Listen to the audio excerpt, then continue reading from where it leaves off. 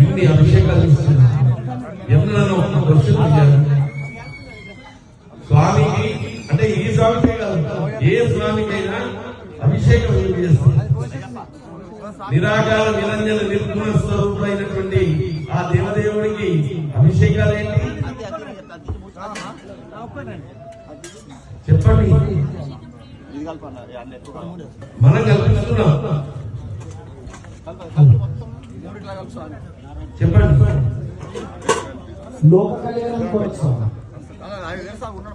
లోక కళ్యాణం అని చెప్పి మంచి వారసులపై శివస్నానం చేసి వచ్చి కూర్చుండి కుర్చీలో కూర్చుండి ఇప్పుడు చెప్పండి మీకేం కావాలి అడుగుతారా లేదా?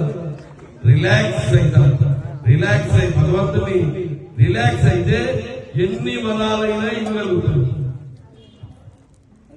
భగవంతుడు రిలాక్స్ అయితే ఎన్ని వరాలైనా ఇవ్వగలుగుతాడు. ఎందుకు అంటే ఈ పదార్థాలన్నీ పంచధాతువు మీద, పంచధాతువుతో చేసిన అయ్యప్ప మూర్తి మీద పోస్తే